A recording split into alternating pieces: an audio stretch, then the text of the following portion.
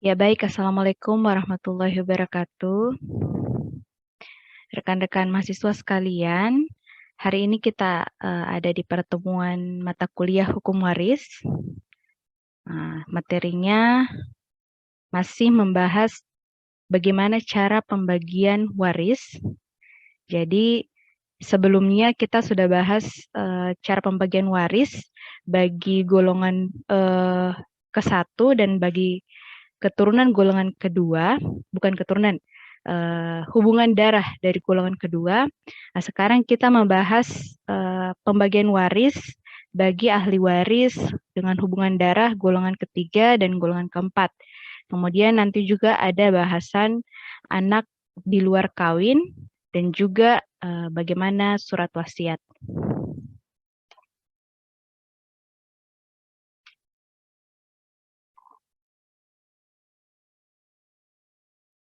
Nah, saya mengingatkan kembali kalau yang kita bahas ini adalah pembagian warisan secara BW, secara perdata.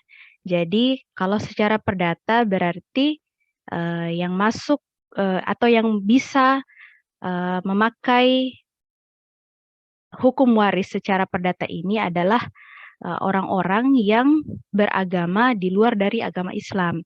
Nah, kalau orang yang beragama Islam itu berarti dia memakai hukum Islam. Nah, coba kita lihat. Jadi di sini golongan ketiga ya, sudah kita bahas golongan 1 dan golongan kedua. Nah, bagaimana golongan 3?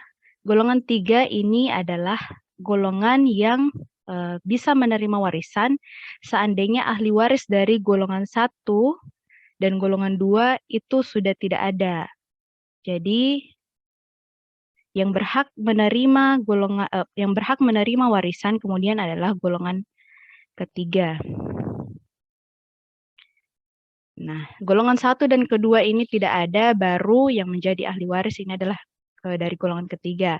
Yang mana ahli waris dari golongan ketiga ini adalah keluarga yang sedarah dengan melihat garis lurus ke atas, yaitu kakek, nenek, dan seterusnya ke atas.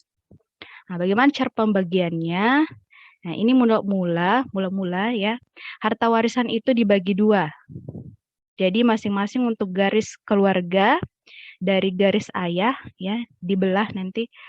Garis ayah itu mendapat setengah, kemudian sisanya setengah itu mendapat adalah dari garis keluarga ibu.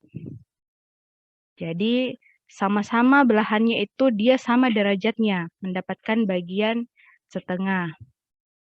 Jadi dibagi 2. Nah, di sini ada contohnya. Nah, misalnya ya, A. Si A ini yang pewaris. Jadi dibelah ya, dibagi 2, setengah bagian untuk garis ibu. Di sini kita ilustrasikan garis ibu yang bagian ya ini ya. Terus garis dari ayah ya, yang ini. Nah, setengah bagian untuk garis ibu dan setengah bagian untuk garis ayah. Jadi untuk garis ayah, kita balik ya. Jadi yang garis ayah di sini yang menerima warisan adalah C dan D. Jadi karena C dan D ini ada 2 pewaris dari garis ayah, maka 1/2 ini dibagi 2 lagi. Ya, jadi masing-masing C dan D ini mendapatkan 1/4 bagian. Kemudian dari garis ibu, ya, yang menerima ini adalah E. Yang menerima dari garis ibu ini adalah E, ya. Dia yang masih hidup, ya, satu-satunya dari garis ibu, maka dia mendapatkan setengah bagian. Jadi C dan D mendapatkan 1/4 masing-masing dan E mendapatkan setengah bagian dari garis ibu.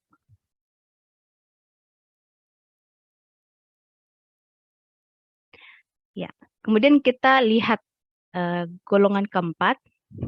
Jadi ahli waris dari golongan keempat, ini dia terdiri dari keluarga dalam garis ke samping sampai derajat ke-6. Nah, ini termasuk paman, bibi, baik itu dari paman dari pihak ayah, paman atau bibi dari pihak ayah, maupun paman dan bibi dari pihak ibu. Kemudian beserta dengan keturunan paman dan bibi sampai derajat ke-6. Jadi dihitungnya dari yang si pewaris. Ya.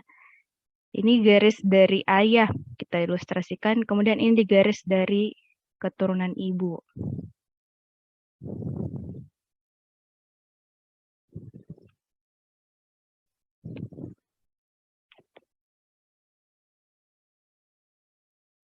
Nah, di sini kita lihat contohnya. Misalnya ya, dalam hal ini, itu harta warisan dari P, kita ilustrasikan P ini adalah pewarisnya. Nah, ini dibagi dua. Istilahnya adalah clothing. Setengah bagian keluarga dari garis ayah. Nah, garis ayah ini misalnya yang KLM ini. Kemudian garis ibu misalnya yang RS ini. Nah, yang masih hidup dari garis ayah ini adalah KLM. Nah, KLM ini karena ada 3 orang, harta warisan ini kan dibagi 2. Jadi dia dibagi 2, setengah bagian ke ayah, garis ayah, setengah bagian ke garis ibu. Nah, karena garis ayah ini ada 3 orang, maka dia 1/3, 1/2 dikali 1/3, maka bagian dari KLM masing-masing adalah 1/6. Kemudian sisanya yang ke garis ibu, ini yang menerima itu adalah R dan S. Ya. Dari golongan keempat ini yang masih hidup ya yang berhak menerima itu adalah R dan S. Maka karena dia berdua, jadi setengah ini dibagi 2. Yang masing-masing itu mendapatkan 1/4 bagian.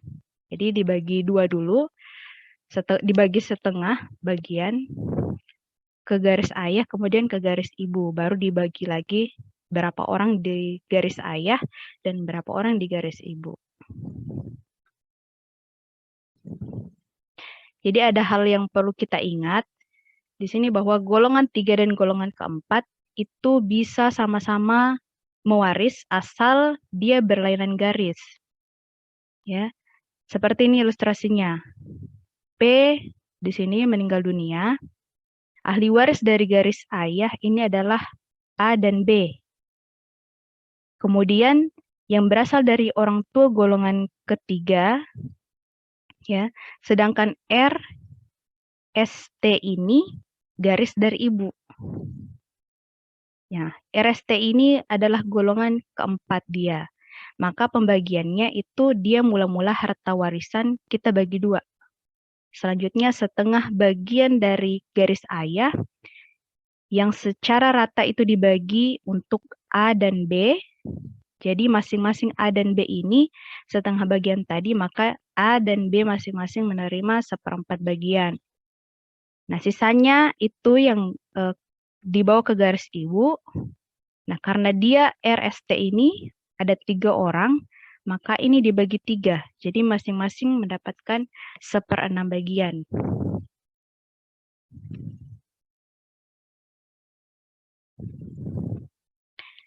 Jadi pewarisan karena clothing tadi, ya kita ambil ilustrasi lain. Misalnya yang lebih jelasnya ya. Misalnya A ini ya meninggal dunia, tetapi sebelum A ini meninggal, ayah dan ibunya ini sudah lebih dulu dia meninggal. Nah, garis dari ayah dan ibu ini ada ahli waris. Ya, ahli waris dari A ke ayahnya ini ada kakeknya dan neneknya. Kita ilustrasikan ini D dan E. Kemudian dari garis ibu ada ahli waris juga, kakek dan nenek dari ibu. Kita ilustrasikan ini adalah F dan G. Nah, si A ini pewaris, dia punya warisan misalnya 4 juta. Ya, maka 4 juta ini dia dibagi 2. Jadi setengah bagian ke ayah, setengah bagian ke ibu. Jadi masing-masing 2 juta, ya. Setengah ke ayah, setengah ke garis ibu.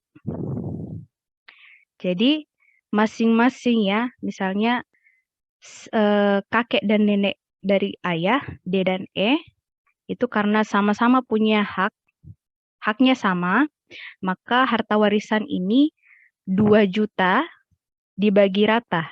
Ya, setengah kali 2 juta itu sama dengan 1 juta. Jadi 1 juta bagi kakek, 1 juta bagi nenek. Ya, begitupun dengan garis ibu, ya setengah. Jadi 2 juta yang didapat ke garis ibu ini dibagi 2 lagi karena ahli waris dari garis ibu ini ada 2, kakek dan nenek yang masih hidup. Nah, dia masing-masing mendapatkan 1 juta.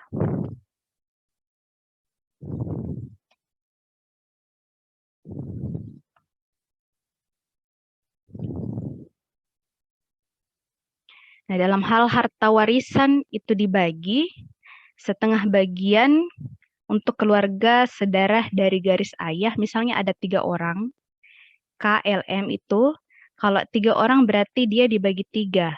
Kalau 4 ya dibagi 4. Ya, kalau dibagi 3 berarti dia mendapatkan 1/6 masing-masing.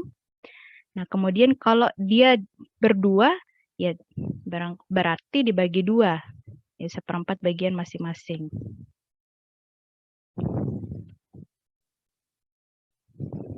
Nah, sekarang kita lihat bagaimana kalau dengan anak luar kawin statusnya. Apakah dia bisa mendapatkan hak waris atau dia bisa menjadi ahli waris.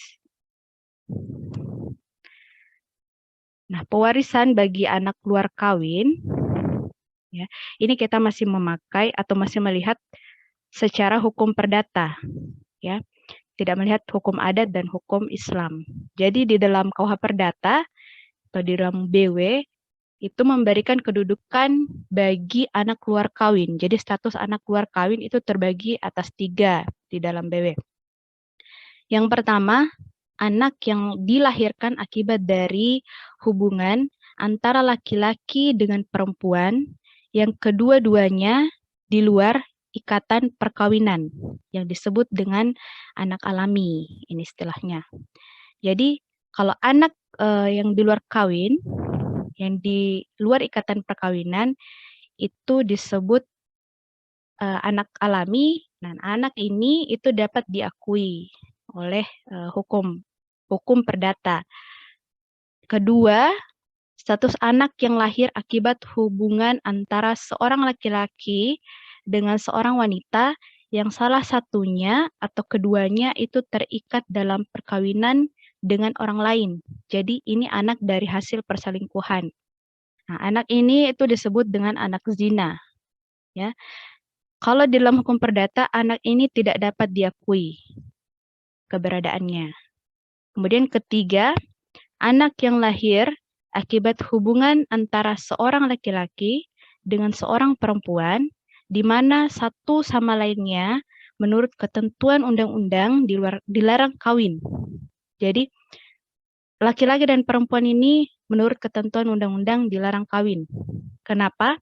Karena dia punya misalnya hubungan darah, ya, atau hubungan sepersusuan dan hubungan yang dekat lainnya.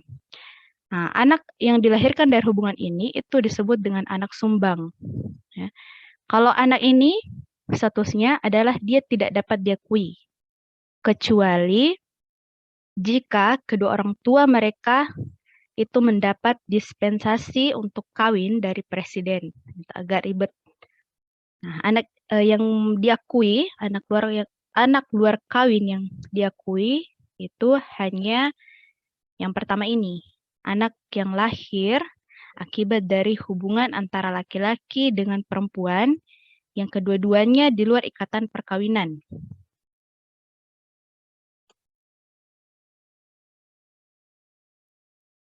Nah, sekarang bagaimana cara pembagiannya?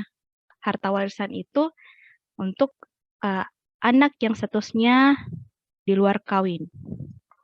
Jadi untuk menyelesaikan pembagian harta warisan, itu bagi anak luar kawin, Pertama-tama kita lihat bagiannya dari anak luar kawin itu untuk diberikan terlebih dahulu bagiannya. Kemudian sisanya baru dibagi kepada ahli waris lainnya.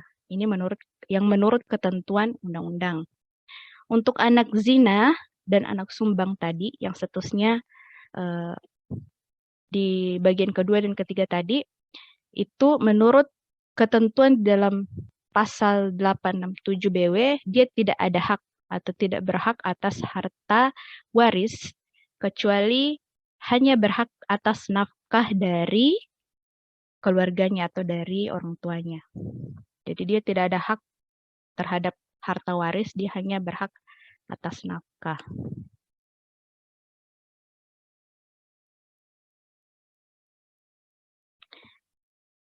Nah, anak luar kawin yang diakui sepanjang perkawinan mewaris berdasarkan pasal 863. Jadi ada pengakuan terhadap anak luar kawin itu bersifat personlik. Artinya pengakuan tersebut itu timbul hubungan hukum antara anak luar kawin dengan ayah atau ibu yang mengakui saja. Misalnya ayahnya saja atau ibunya saja yang mengakui. Dia punya hak. Pengakuan tersebut itu harus dilakukan dengan menurut pasal 281 BW. Jadi di dalam akta kelahiran si anak, ya, pengakuannya ada di dalam akta kelahiran atau dalam akta perkawinan bapak dan atau ibu di muka pegawai catatan sipil atau dibuat akta tersendiri di hadapan notaris atau akta catatan sipil, baru dia dikatakan sebagai anak yang sah. Jika pengakuan tersebut dilakukan sepanjang perkawinan, maka menurut ketentuan dari pasal 285 BW, itu harus tidak boleh merugikan istri atau suami dan anak-anak yang dilahirkan dari perkawinan itu. Jadi dengan kata lain bahwa dalam memperhitungkan warisan, suami dan istri dan anak-anak mereka yang dilahirkan di dalam perkawinan, maka anak yang di luar kawin itu dianggap tidak ada.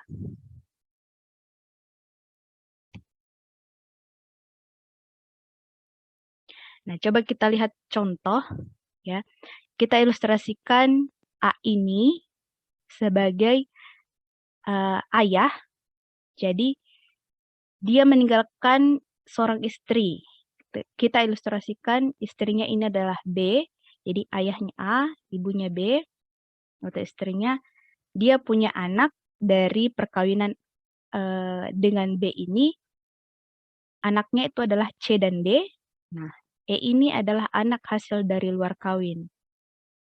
Nah, anak yang diakui itu selama perkawinan itu adalah C dan D. E ini anak di luar kawin tetapi tetap diakui karena dia mendapatkan pengakuan setelah adanya perkawinan dan setelah dilakukan administrasi. Nah, dalam kasus ini, ya, maka menurut ketentuan yang ada di dalam pasal 285 BW, bahwa E ini tidak mendapatkan apapun yang mewaris dari C dan D, kecuali E ini diakui. Ya, jadi kalau E diakui, maka dia punya hak untuk mewaris.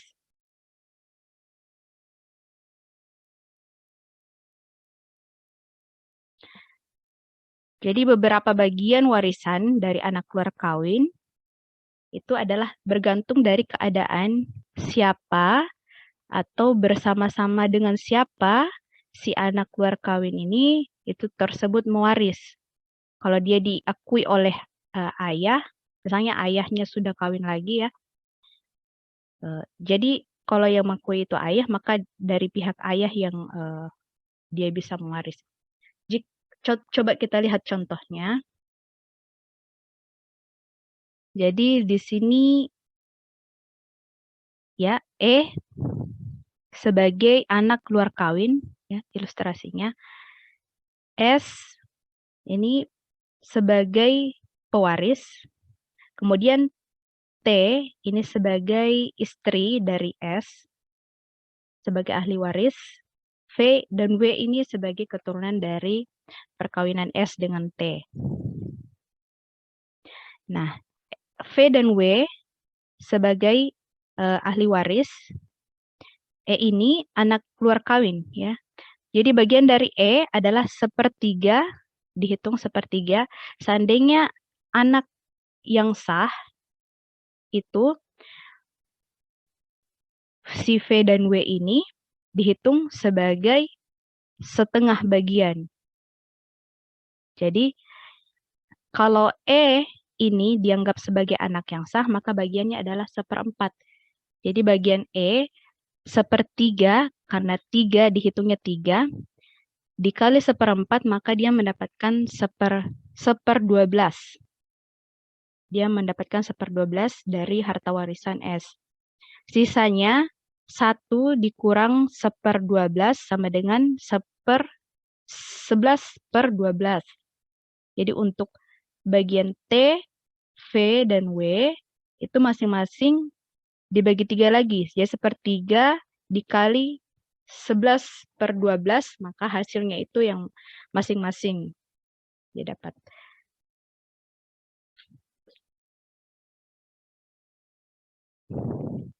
Nah, coba kita lihat contoh kedua. Jika anak luar kawin mewaris bersama-sama dengan golongan 2 dan 3, maka menurut ketentuan di dalam pasal 863 ayat 2, ya, di sana menyebutkan jika waris hanya meninggalkan keluarga dari garis ke atas dan saudara-saudara, maka anak luar kawin menerima setengah dari seluruh warisan. Jadi anak luar kawin menerima setengah dari seluruh warisan jika ia mewaris bersama-sama keluarga dalam garis menyamping, maka ia menerima bagian 3/4 dari seluruh warisan. Nah, kita lihat contohnya. Ya, P ini sebagai pewaris. Jadi P meninggal dunia dengan meninggalkan ayah dan ibunya. Ya, kita ilustrasikan ibunya itu S dan ayahnya itu R. Kemudian ada anak luar kawin ya yang ditinggalkan itu E. Kita ilustrasikan.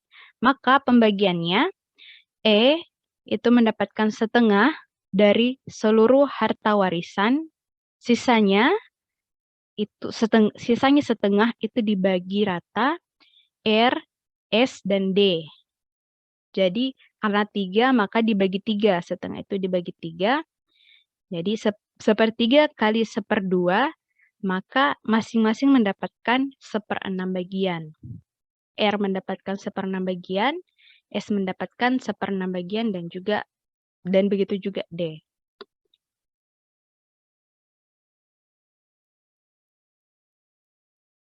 Nah, sekarang kita lihat contoh lain ya bagi golongan ketiga. Misalnya F di sini yang sebagai pewaris. Nah, F meninggal, dia meninggalkan kakek ya dan nenek dari pihak ayah. Ada kakek dan nenek dari pihak ayah dan seorang nenek dari pihak ibu. Nah, kita ilustrasikan misalnya K dan L ini sebagai kakek. K sebagai kakek, L ini sebagai nenek dari pihak ayah. Kemudian C ini kita ilustrasikan sebagai nenek dari pihak ibu. Nah, F ini meninggalkan seorang anak luar kawin. Ya, maka bagaimana pembagiannya? Nah, E ini mendapatkan setengah dari seluruh harta warisan F, kemudian baru sisanya itu dibawa ke golongan ketiga. Jadi setengah yang sudah dibagi 2 ini itu dibawa ke garis ayah, ya. Karena garis ayah ini ada setengah, jadi setengah bagian, maka dia mendapatkan masing-masing 1/4, ya, karena dibagi 2 lagi, jadi setengah ini dibagi 2 ke garis ayah dan ke garis ibu.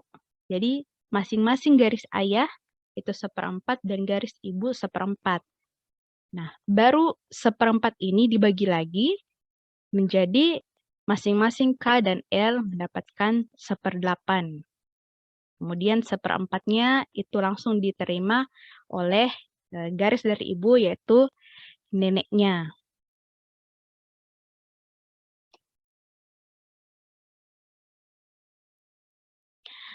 Nah, sekarang kita lihat contoh lain lagi.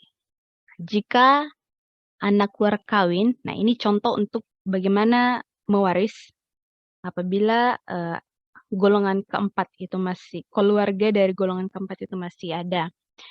Nah, jika anak luar kawin mewaris bersama-sama dengan ahli waris dari golongan keempat, maka bagiannya itu adalah 3/4 dari seluruh warisan.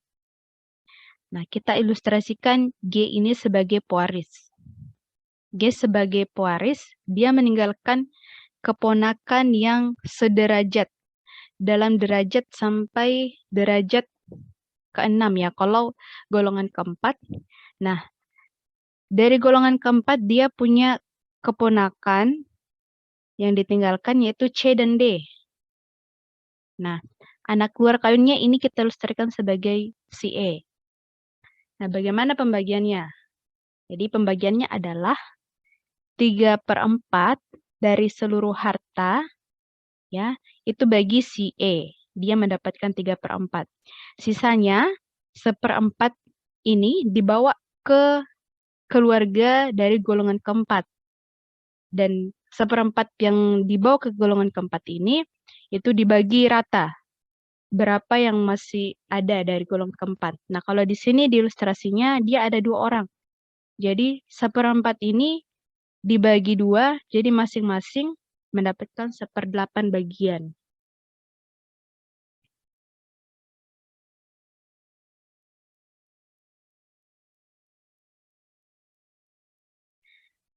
Nah, yang berhak mewaris harta bagi anak luar kawin, ya. Bagi anak luar kawin, kalau kita lihat jika seorang anak luar kawin meninggal dunia dan ia merupakan anak luar kawin yang sudah diakui, maka yang berhak mewaris hartanya itu adalah keturunannya, suami atau istri, ya. Ketentuannya bisa dilihat di dalam pasal 866 BW. Kemudian bapak dan atau ibu yang mengakuinya, serta saudara-saudaranya beserta keturunannya. Nah, ketentuannya ini bisa dilihat di pasal 87 BW. Oleh pasal 871 BW, itu diatur tentang pewarisan terhadap barang-barang yang ditinggalkan oleh orang tuanya dulu. Dan jika barang tadi itu masih wujud, ya, semula, sedangkan anak luar kawin tadi itu tidak meninggalkan suami atau istri, maka barang itu kembali kepada keturunan dari ayah atau ibu yang mengakuinya.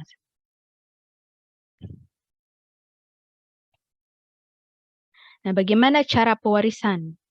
Itu berdasarkan undang-undang atau ab intestato. Nah, ab intestato ini adalah cara pewarisan berdasarkan garis keluarga atau darah.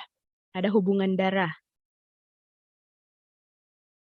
Yang pertama, atas dasar kedudukan sendiri. Jadi penggolongan ahli waris itu berdasarkan garis ada diutamakan, ya, golongan 1. Nah, ini ketentuannya ada di pasal 852 sampai 852A KUH Perdata. Kemudian golongan kedua, ketentuannya ada di dalam pasal 855 KUH Perdata. Golongan 3 ini ada di dalam pasal 850 Junto 858 KUH Perdata. Kemudian golongan 4 pasal 858 sampai dengan pasal 861 KUH Perdata. Untuk golongan 3 dan golongan keempat ini ada dilakukan clothing, ya.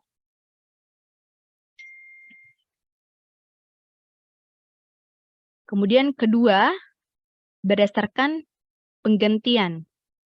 Nah, ada syarat untuk penggantian. Syarat untuk penggantian itu adalah orang yang digantikan itu telah meninggal terlebih dahulu dari pewaris. Nah, kita lihat golongan 1, suami atau istri beserta keturunannya. Ya. Jadi, orang-orang yang bisa digantikan di sini di golongan 1, ya. Jadi seperti ini contohnya. Kemudian golongan kedua, orang tua dan saudara kandung, ya. Jadi orang tua, misalnya orang tua, kemudian ini saudara-saudara kandungnya.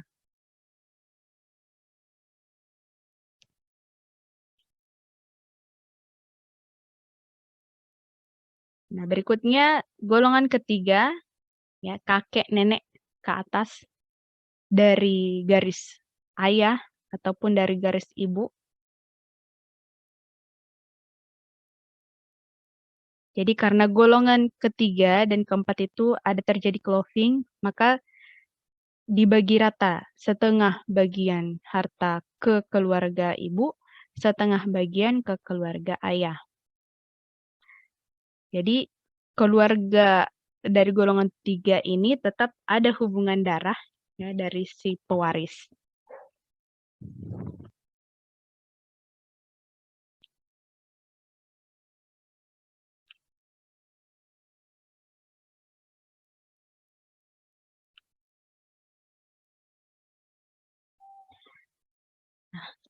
Bagaimana tentang macam-macam penggantian tempat ini?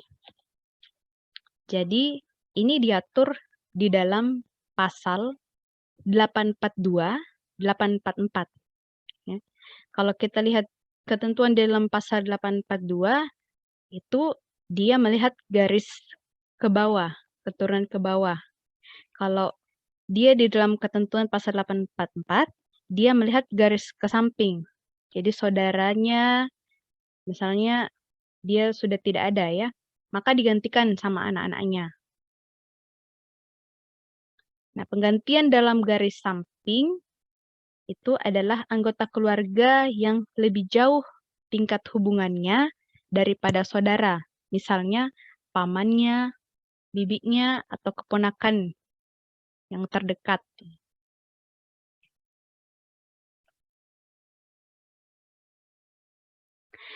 Nah, penggantian tempat ini itu juga ada syarat-syaratnya. Jadi yang pertama, penggantian tempat itu hanya berlangsung jika ahli waris yang sah sudah lebih dulu meninggal dunia. Jadi telah meninggal dunia.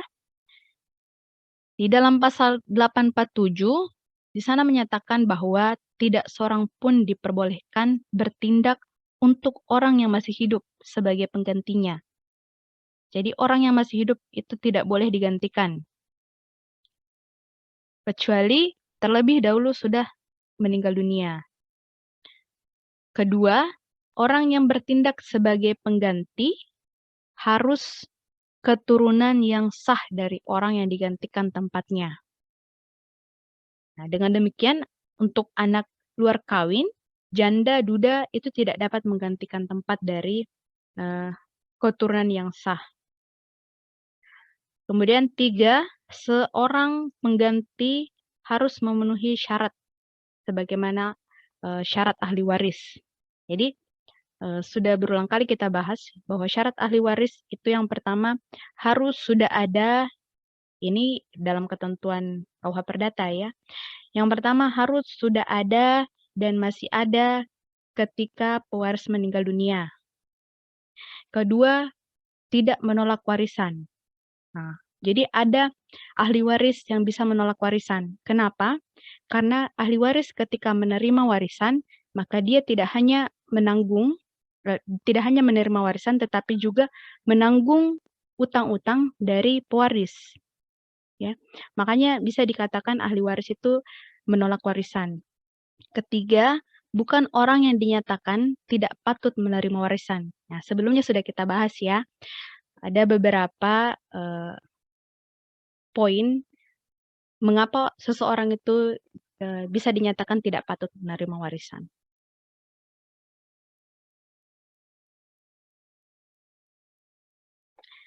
Nah, ada beberapa macam terkait penggantian tempat. Masih kita bahas. Yang pertama, penggantian tempat menurut ketentuan di dalam pasal 842 BW, di mana penggantian tempat menurut ketentuan ini adalah penggantian tempat dalam garis lurus ke bawah yang sah. Jadi berlangsung lurus, ya, tidak ada akhirnya sampai garis lurus ke bawah.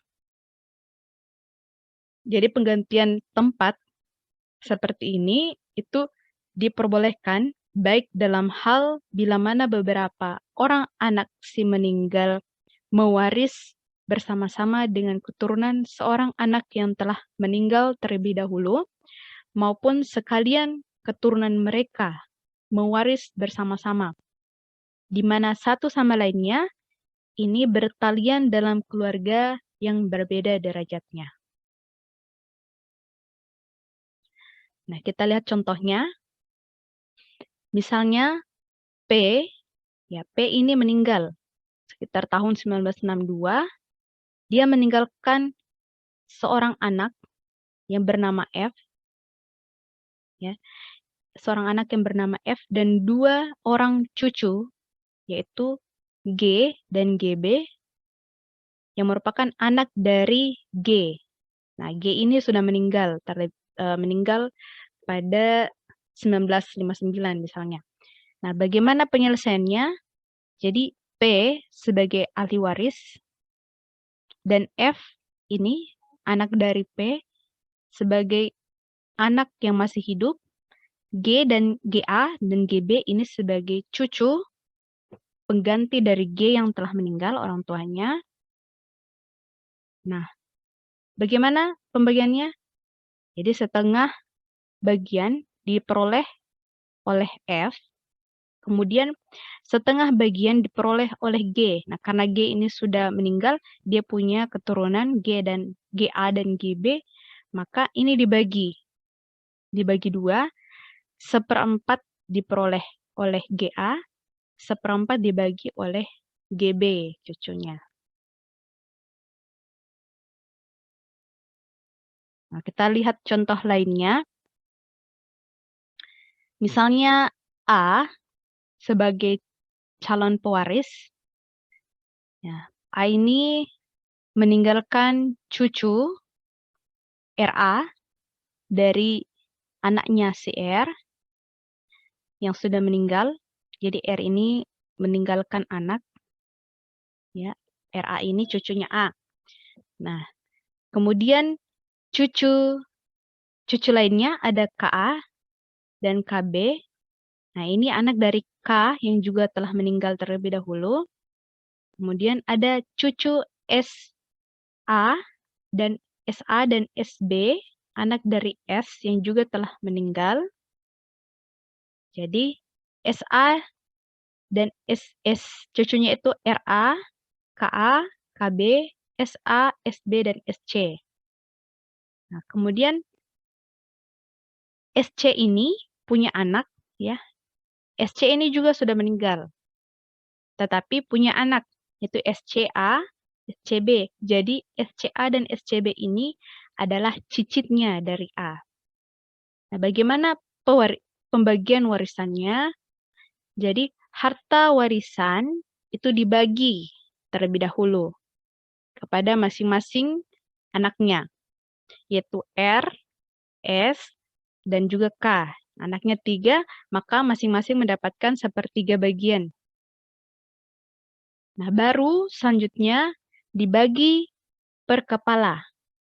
Jadi R ini punya anak, ya, 1/3 dari R ini langsung didapat didapat RA. Kemudian 1/3 yang ke K ini, ya, karena dia punya anak 2, maka 1/3-nya dibagi 2. Jadi KA mendapatkan 1/6, KB mendapatkan 1/6. Nah, kemudian 1/3 yang dibagi kepada S, ya, karena dia punya S ini punya anak 3, maka dia dibagi 3 juga. Ya. 1/3 dibagi 3 jadi mendapatkan 1/9. Nah, 1/9 bagi SA, 1/9 bagi SB, 1/9 bagi SC. Ya. Tapi karena SC sudah meninggal dunia dan dia punya anak, yaitu SCA dan SCB, maka 1/9-nya ini dibagi 2. Karena dia punya 2 anak, maka dibagi 2.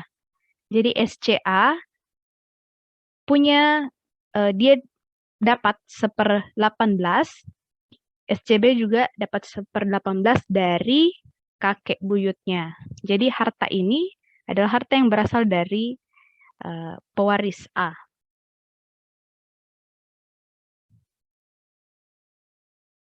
Kita lihat contoh lain, ya. Misalnya kita ilustrasikan A ini sebagai pewaris. A ini meninggal sekitar tahun 1967 dengan ahli waris yang dia miliki yaitu anak, tetapi anaknya ini sudah meninggal dunia. Anaknya, dia punya anak C dan B. Nah, C ini punya anak lagi dari perkawinannya. Ya, kita ilustrasikan C itu anaknya CA dan CB.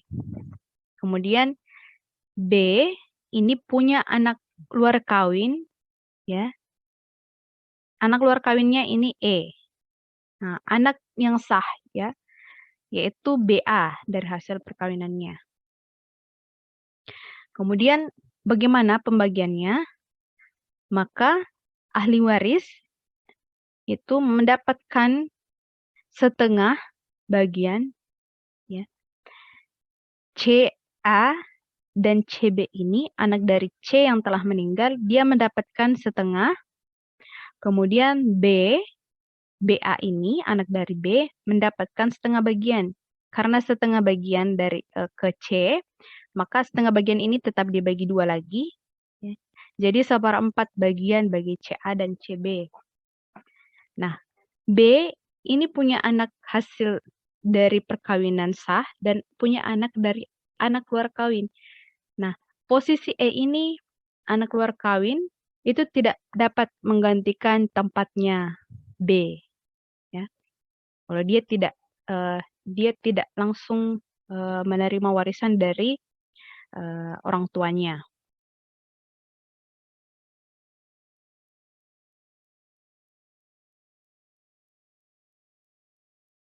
Nah, contoh lain, contoh berikutnya kita lihat.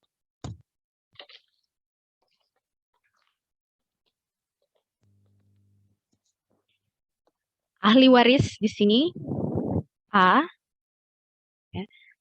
Ahli waris A, ya, jadi A ini sebagai pewaris. Dia punya ahli waris, jadi anaknya itu ada anak luar kawin dan juga anak dari perkawinan sah. Anak dari perkawinan sah ini kita ilustrasikan sebagai B dan C. Kemudian anak luar kawin, ya, itu sebagai E. Jadi anak perkawinan sah itu B dan C, anak luar kawin itu diilustrasikan sebagai E. Nah, ternyata anak dari hasil luar kawin si A ini, dia ternyata punya anak. Jadi anaknya kita ilustrasikan sebagai EA dan EB. Nah, kemudian dari perkawinan sahnya, anak dari perkawinan sah A, dia ternyata punya cucu. Jadi ada cucu dari anak perkawinan luar kawin, ada cucu dari perkawinan anak perkawinan sah. Nah, di sini yang masih hidup anaknya itu adalah B. Ya. Anak luar kawinnya ini sudah meninggal, tetapi cucunya dari anak luar perkawinan ini masih hidup. Nah, ternyata anak dari perkawinan sahnya ini, dia juga punya cucu. Ya. Jadi, EA dan EB ini, dia bisa menggantikan kedudukan dari E yang telah meninggal. Dia bisa, karena dia keturunan langsung dari si A, selama dia sudah diakui keberadaannya sebagai anak yang sah. E ini sudah diakui.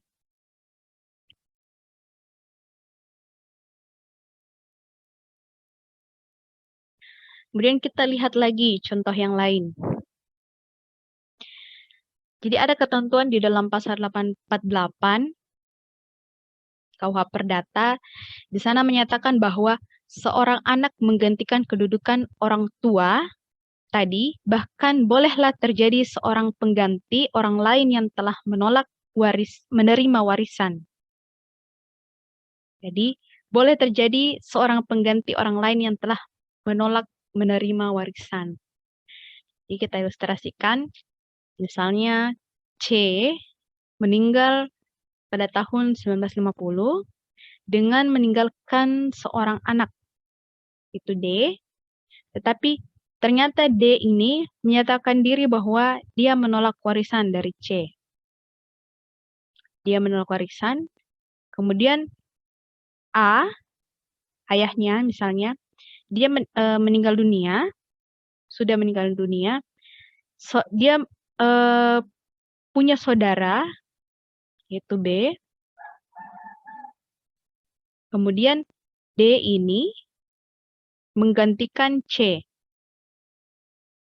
Jadi D ini menggantikan C, tetapi dia sudah menolak warisan dari C.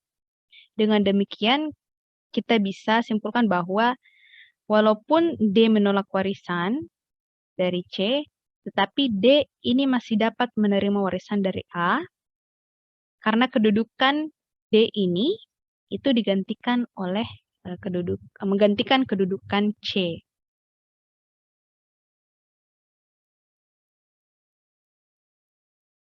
Nah, kedua ada penggantian tempat menurut pasal 844 BW.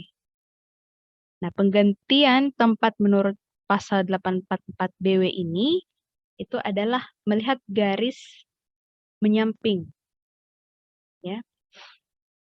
Jadi, anak dan keturunan saudara laki-laki dan atau saudara perempuan yang telah meninggal terlebih dahulu, baik mereka mewaris bersama-sama dengan paman atau bibi mereka, walaupun warisan itu setelah meninggalnya semua saudara si meninggal lebih dahulu, harus dibagi antara sekalian keturunan mereka yang mana satu dengan lainnya bertalian keluarga dalam golongan yang tidak sama.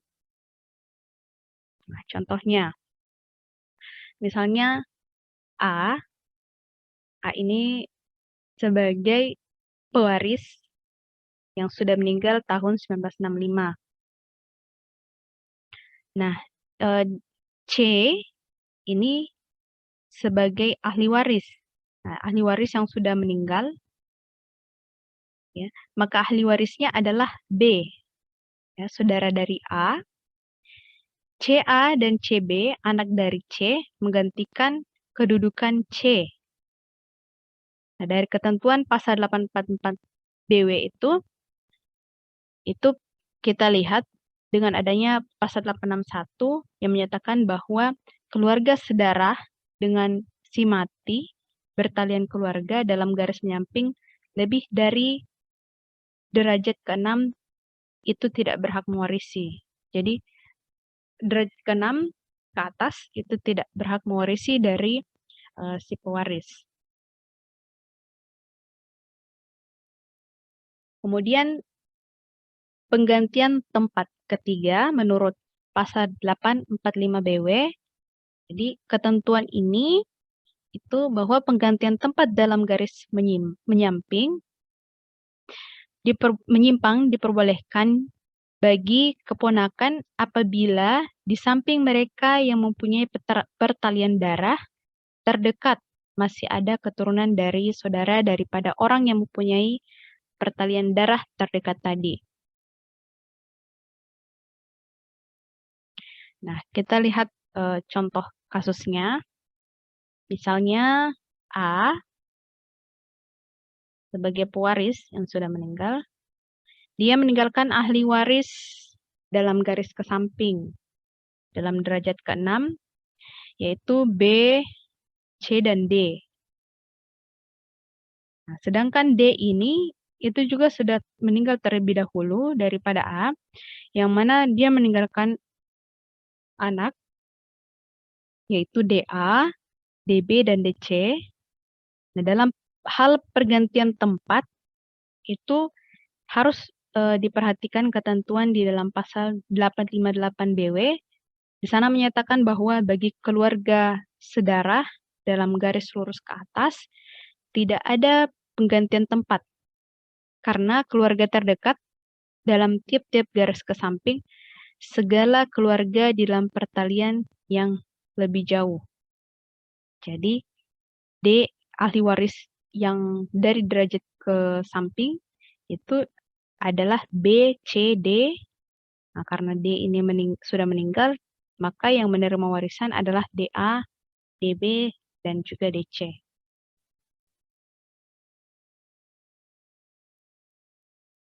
Nah, sekarang ada mewaris karena diri sendiri. Mewaris karena diri sendiri, ini istilahnya adalah uit eigen hoofde. Jadi, diatur di dalam ketentuan pasal 480 BW, di mana yang dimaksud ialah bahwa anak dari seseorang yang telah dinyatakan tidak patut menerima warisan, ataupun anak dari orang yang menolak warisan, berhak untuk menerima warisan karena dirinya sendiri. Itu diakui. Ya, walaupun orang tuanya itu dinyatakan tidak patut menerima warisan atau dia sudah menolak warisan, ya, anaknya itu masih dinyatakan patut untuk menerima warisan. Jadi contohnya misalnya A ini sebagai pewaris. Nah, dia punya anak ya B. Kemudian B ini punya anak C dan D. Jadi C dan D ini adalah cucu dari A. Nah, ternyata B ini dia menolak warisan orang tua dari C dan D. Maka C dan D ini dia menerima warisan karena diri sendiri. Karena B itu menolak warisan. Jadi anaknya atau cucu A ini bisa menerima warisan dari B.